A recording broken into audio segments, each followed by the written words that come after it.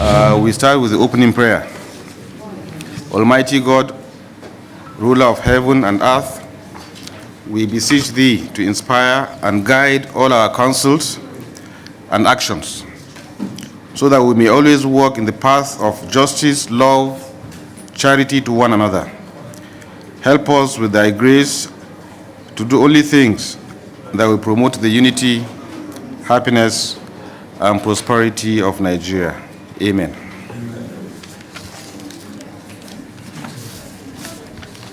Announcement. Any announcements? No announcements, okay.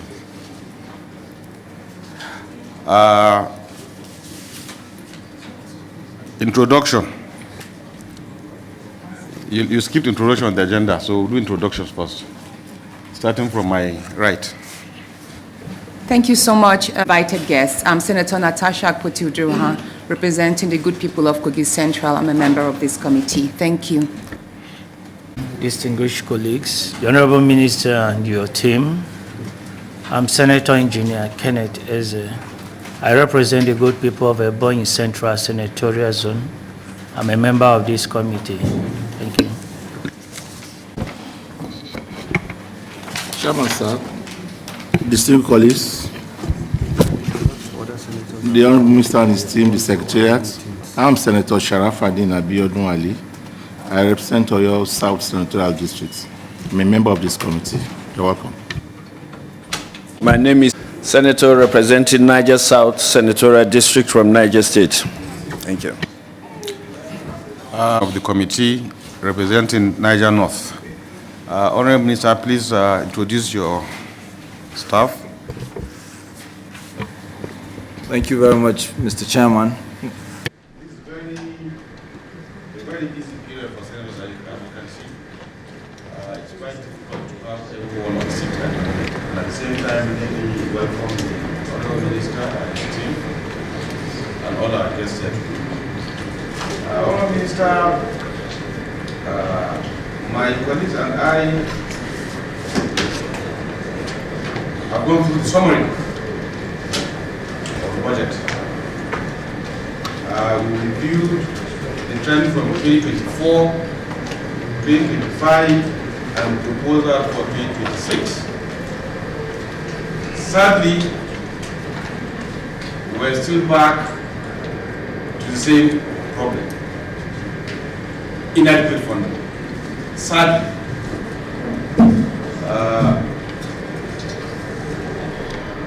we, over the course of time, have had the opportunity to carry some oversight functions in some of our missions and embassies.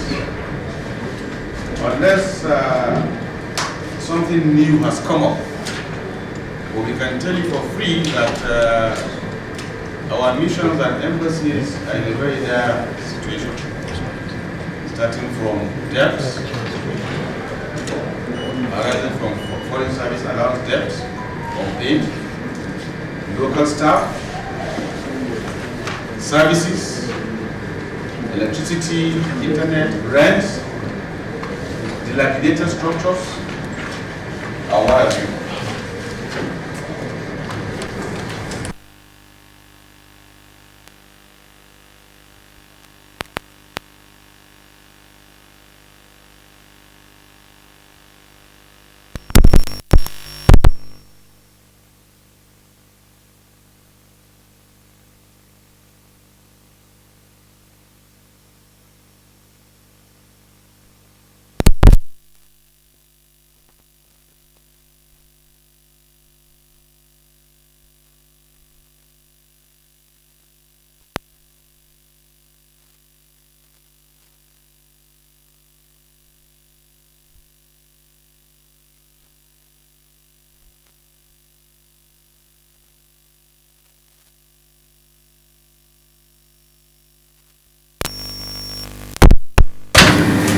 To see if we can get some special trillion. Also, I remember discussing a proposal to have a two-tier budget system for the ministry. In Naira for the home-based and in dollar for the foreign missions. so that when approved in dollar, at the point of release, you use the prevailing rate of that day. I hope one day we're able to get that through. That will reduce some of your problems. Be that as it may, there's nothing new here. Probably, I can say you move one step back. This is what we know. If there's anything that I've left out or something new, you can bring it up in your presentation. But most of my colleagues here, at some point or other, have been to your missions, either officially or privately. We're all aware of the challenges. We're aware of the lack of vehicles, for example, and what have you.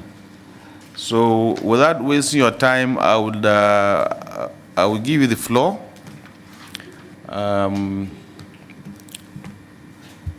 To brief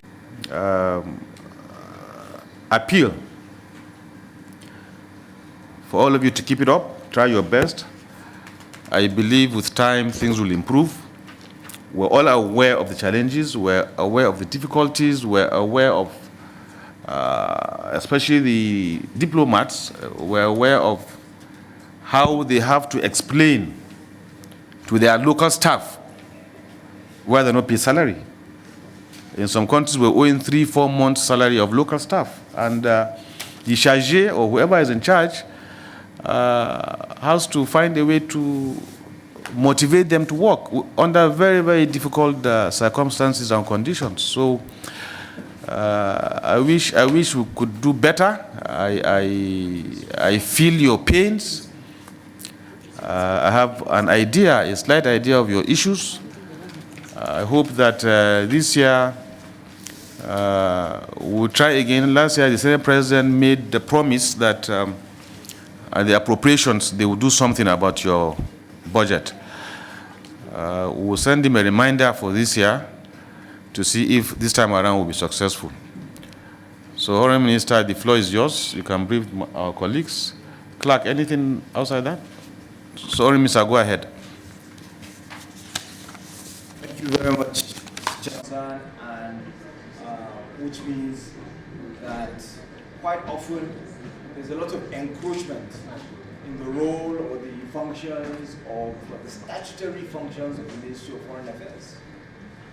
And because of that, of course, issues to do with funding, with resources, are outsourced to other MDAs.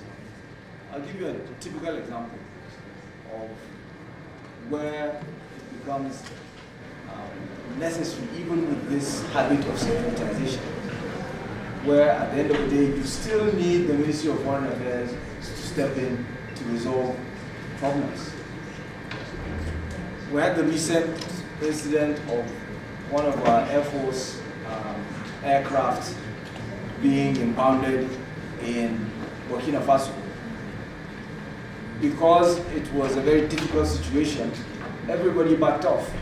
Nobody wanted to be associated with that particular problem, and it was deemed to be a diplomatic issue that can only be resolved diplomatically.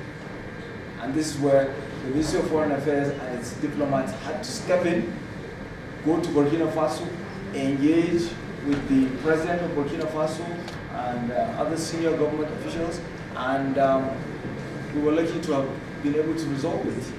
But we should not have a situation where it is only when all else fails that the Ministry of Foreign Affairs has these problems dumped on it. When it is a situation where we can be proactive, where we can avert such occurrences through diplomacy, the Ministry of Foreign Affairs is hamstrung, is not allowed to play its role. So these are some of the challenges that we continue to contend with. I'm not going to go into too much details. I can give you so many examples. Some of them are sensitive, but don't go into too much details. organizations. I think it would perhaps be a better approach if it could be included in the ministry's budget. These are statutory contributions we make. Assessed contributions to international organizations that Nigeria belongs to, because we're always behind in our payments to the United Nations, to the African Union, to, and so forth. So, yeah, but as it stands right now, yeah, it's not included in the budget, and we're always having to chase after payments, and we're always behind, and sometimes we end up in embarrassing situations where we're being threatened from participating.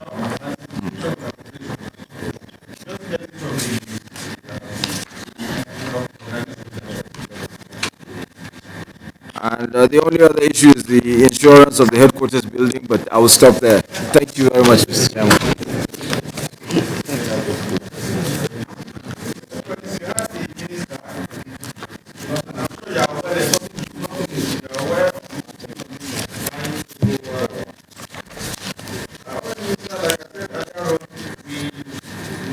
Your pains.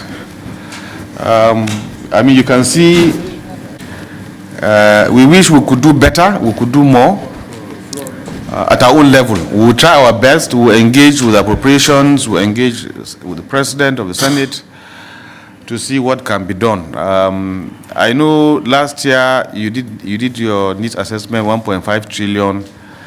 It might have gone up by now, maybe. That was last year. So I really hope things improve. We wish all of you well. We would like to thank you for your dedication to serve. And on our part, we'll do our best to see that we will do whatever it takes to support you and make it a bit easy for you. So I think on this note, there's really nothing much to add.